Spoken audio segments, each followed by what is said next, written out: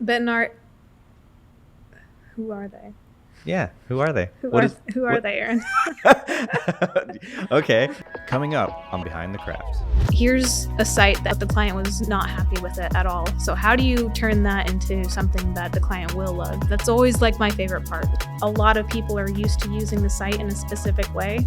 So how do we design it so that it's even easier for people who are used to something else? That's why I love doing this. I feel like every project I learn new things, but that part's really fun. Welcome to Behind the Craft. Today, we are joined again by Jessi the Miracle. Jessi is here to talk about a really cool project with a client that we've been working with for many, many years, Benton REA. Jessi, I'm just going to dive right into it because we've done this a ton of times together. Who is Benton REA and how did this project come about? You're not even going to welcome me? I mean, at this point, if you don't feel welcome, this is like your fourth time on the show. Welcome. Thank you. Welcome, Jess. Thank you. I feel welcome. Good. Benton REA is an electric co-op that serves rural areas that do not fall into the territories that are served by city PUDs. So it's a member-owned organization that allows people to get electricity, internet services, things like that in areas that are outside of the larger cities here in Eastern Washington. They serve a lot of Washington State, have a large territory that they serve and people that they help. Mm-hmm. So a lot of members, yeah. So Benton REA recently rebranded with us at the start of last year, I believe, with Brandcraft. We did get a new brand, new visual identity anyway. They didn't go through our full brand process like we normally do with the messaging and things like that. But we have been working with them for many, many years. And they got a new CEO. Their old CEO retired. They voted in and brought in a new CEO. And I think they just started making some changes. They're a very old organization. They've been serving the areas they serve for a very long time. And I think it was time for them to update their look and more than just their logo and more than just their truck wraps, but also online, so that their members who, when they go to pay bills and things like that, could see their new look and feel. Succinctly said. Thank you very much. Yeah, they needed a new website for a couple of reasons. Obviously, they wanted to match their new branding, and there were a few things that they just weren't really happy with.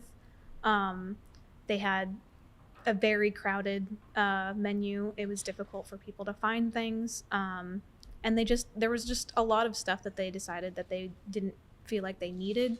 They kind of wanted just to reorganize things, make it easier for their user base, update with their new brand, and have significantly less red on the site. Mm-hmm. Yeah. So how did our work in crafting their brand help lay that foundation for you in your mind? Lay the foundation for the design that you took with this website? So I did a lot of research on other PUD websites, took a look at what they were doing, how they were organizing their information, what kind of information did they have on the homepage. So I gathered a lot of those resources, and for the most part, most PUD websites all have the same kind of vibe. Mm-hmm. And so I kind of went more in that route just because it was more simplified, made more important stuff, put more important stuff on the homepage for people to easily and quickly find. Mm-hmm. Our goal was to pare down a lot of the information just to overall make it feel and look cleaner, mm-hmm. while also incorporating their new brand. So yeah, we started with an entirely new sitemap, which was probably the hardest part of the whole project, is just paring down. Man, I can't even remember how many pages that they had. It was maybe around 40 or 50. Mm-hmm. And so just figuring out what information can we put on other pages? How can we condense this? Is this information needed? And we had to rely on the client for a lot of this information. Mm-hmm. So it was a lot of back and forth with them. And we would have meetings where we would all just collaborate on it together. And then things ended up changing down the road, as it's hard to know how many pages or what information you all need at the very beginning. Yeah. Ideally, everyone feels more comfortable if what that structure is going to be. sometimes some pages sneak in at the end. Certainly, yeah, of course. I think I've run into that every time I've worked on a website to some degree, like a page or two gets added. But I mean, it makes sense because one, I think the struggle there too that you didn't really say is like not only just figuring out what can we combine, but figuring out where we can combine it in a way that makes sense so it's easily findable for people, especially if you're used to going to look for like, how do I pay my bill? Yeah, that was the other thing that we had to be careful of is a lot of people are used to using the site in a specific way. So how do we design it so that it's even easier for people who are used to something else? So how did you work through design elements then to do that, like to accomplish the goals they had for the site? Yeah, so we started with imagery. Imagery was really important for the area.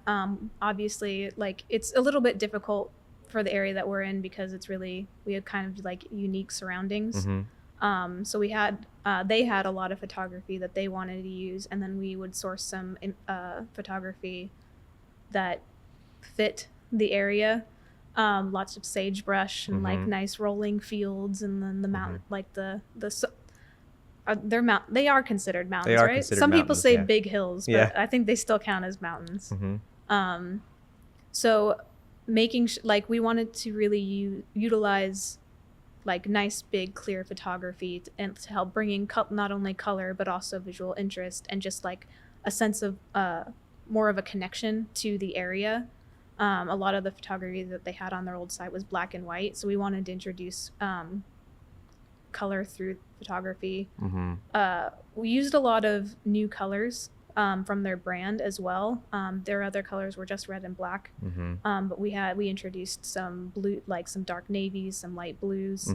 It also helps soften everything and make it feel more approachable, less like stark industry, more like we've got what you need here, we're gonna take care of you kind of a feeling. And just like softened everything, like lots of rounded corners.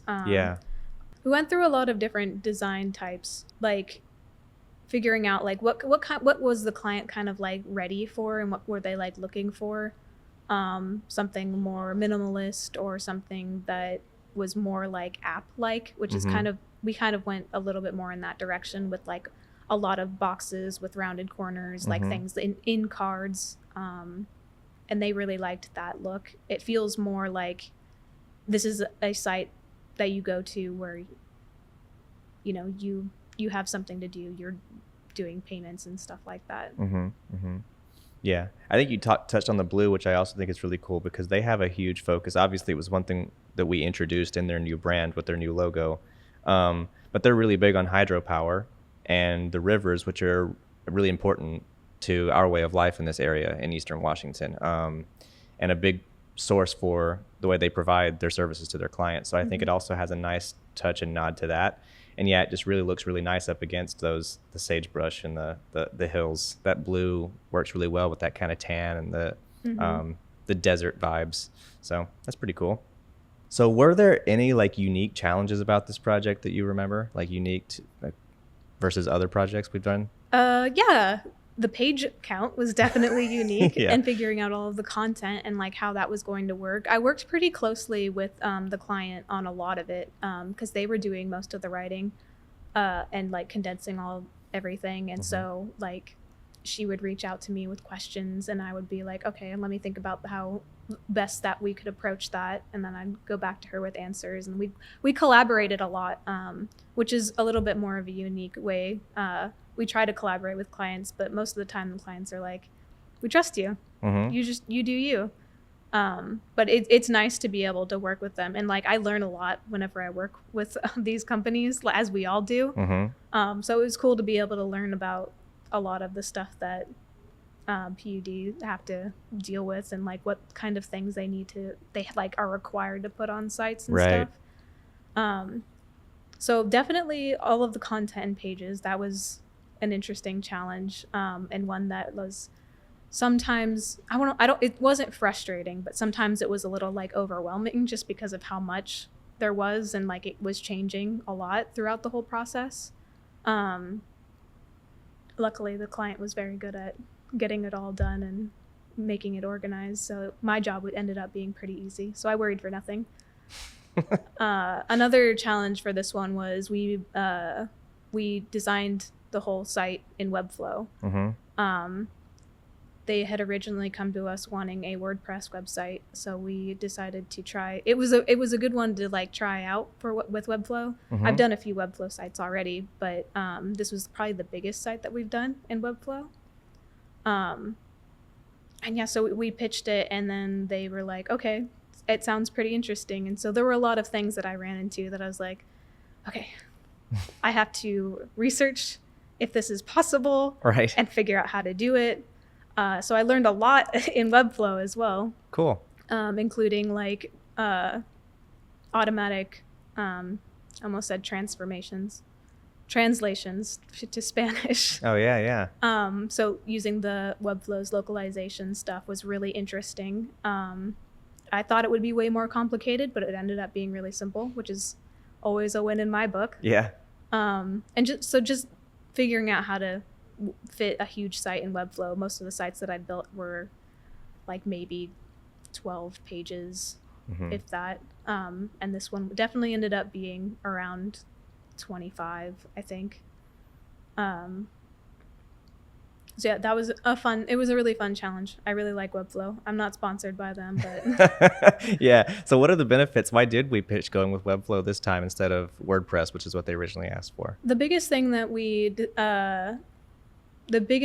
that convinced them was not having to worry about plugin updates and then having everything like in-house. It was mostly about the updates thing, because like Webflow, they just update everything on their own. They make sure that everything, it's self-hosted, right. So they handle all of that. So it was something that the client wouldn't have to worry about. And it's also something, since a lot of plugins are third-party, most plugins are third-party, you don't have to worry about anything like going out of date and having like being susceptible to hackers or bad code being injected into it. So I think that ended up being the biggest reason. Webflow and WordPress are, I mean, I'm still new to Webflow, but they feel pretty interchangeable, honestly. I think they both do great as CMSs, but I definitely am a big fan of Webflow. It's just really nice to build in, and we wanted to get some more like under our belt. Yeah. So like, what was maybe the concern with WordPress? Just because that's what they knew, so they knew how to edit it and things like that. Yeah, so their maybe old there's site that was learning curve. Yeah, their old site was in WordPress, and so we didn't have to like do a hard sell or anything.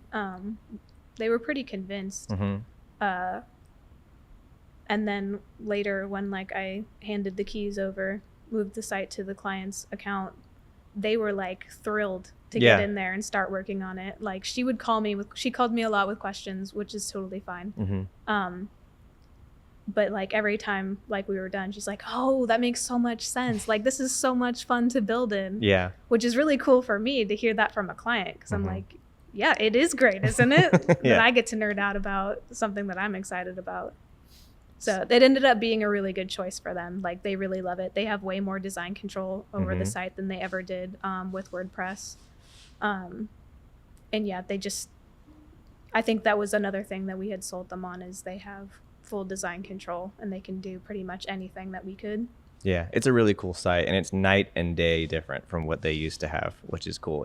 To me, it just makes so much sense. I get here right from the start, you kind of see the navigation, know where to go, and it just looks like, yeah, we've brought their brand up to date now all the way to their website. So what are you most proud about this site, or just with working with this client as a whole? Again, I probably say this all the time. It was just a lot of really fun experience. Like I got to work in my favorite CMS that I'm still really excited about, and I love learning new things. Like that's why I love doing this, is because I feel like every project I learn new things, either about the client themselves or about my own work and workflow.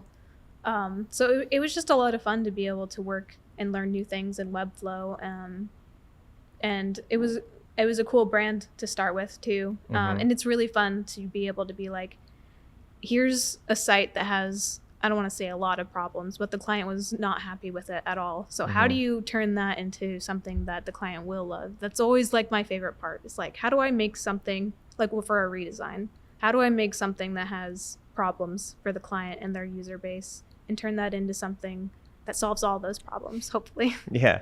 I just think that that part's really fun. Nice. Well, that concludes my questions on Benton REA.